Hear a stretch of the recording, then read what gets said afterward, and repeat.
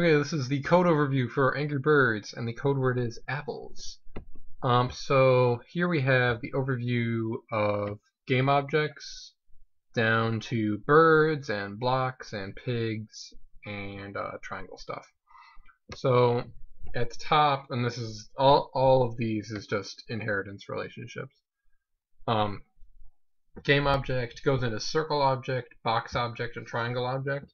So within each of these, they construct the physics object based off of the properties of the debug sprite. So the circle object would pull off the radius and create a physics object that fits that radius. The box object pulls off the width and height and constructs the box physics object. Triangle object pulls out the verts from the triangle debug sprite and does it based off of that.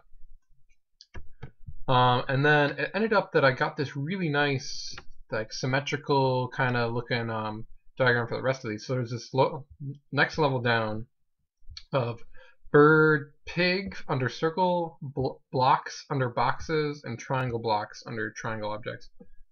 So these are the superclasses that take a lot of combined behavior and group it all together. So the blocks and triangle blocks and pigs all have damage systems and sprite swapping. The bird has a state system for swapping states. So that they abstract method for activating the ability as well, somewhere in there. Just a base function for activating the ability, so then all the other ones just extend it. And then how I implemented a lot of these was so like the normal pig versus the helmeted pig. In the level, all you'll have to do is just call the normal pig at this spot with this size, and then the normal pig constructor will call the pig constructor and pass in the image name for like the normal pig, whereas the helmeted one passes in the image name for the helmeted one. Then they later in their constructors associate the sprites for sprite swapping and set up their damage system. So a lot of the stuff is similar for the blocks. It would be that the stone block passes in the image name and any other setup for that and passes it up to the block, and the block does a bunch of block specific stuff, passes it up to box objects. Very standard. Triangle objects the same. And then we have all of our birds down here that do all of their own bird specific stuff. So you get this nice like 3-level of basically the physics object, the more specific type of object, and then the most specific down here, this final level. It's kind of disorganized, of exactly what happens and exactly how do they look like.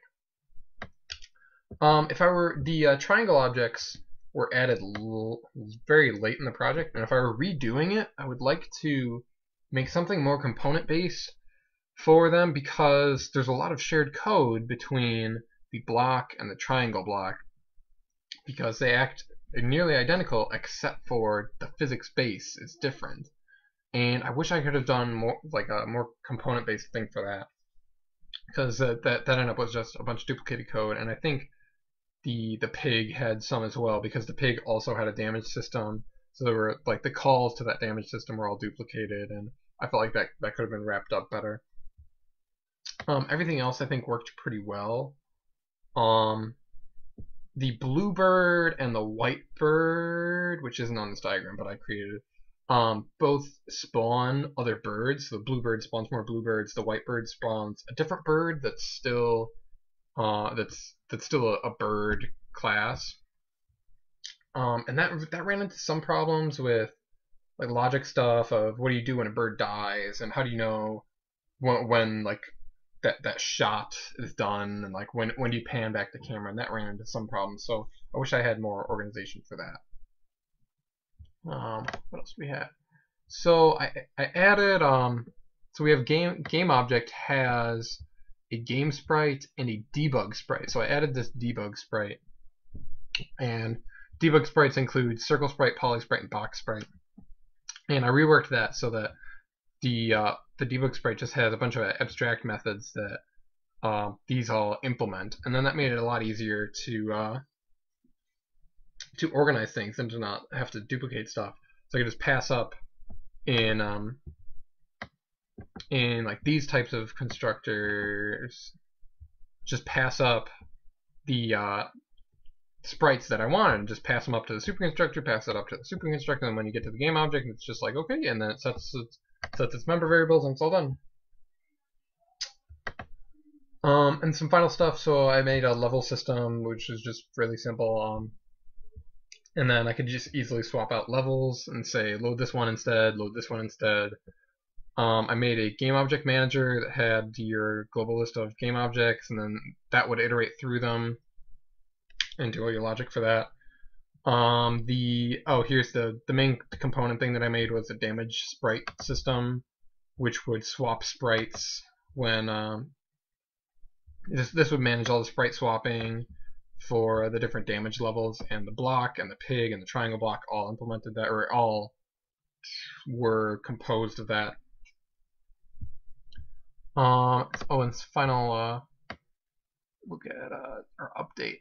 Because the update ended up looking nice. So it was this was the physics update, and that was from the out of the box. And then this got wrapped up really nicely. So I just update the game object manager, and that updates all of the game objects. Update the camera, so that checks for input, limits the camera within the boundaries, and then recalculates the matrices. And the sound manager, which looks for, I think that looks for input for, oh yeah, so that looks for input, so you can change the volume if you use plus or minus. Let's hold on. If we go into here, or if we go to the definition, I split up the update for game object into gameplay update and something else. So I split that up so that it was clear. So it'll do the gameplay update, and then the game object manager flips it active or inactive, and then the game object manager also checks if it's marked for destroy, which is just a flag that's set. Then it removes it and deletes it. So this is that's separated out. This is where the objects are actually deleted.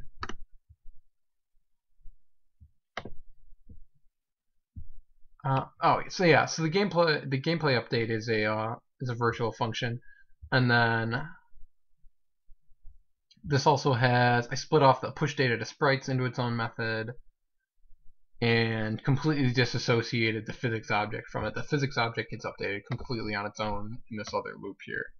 So you're asserting that the game object exists, but all you're doing is just pushing the data to it, and that's it.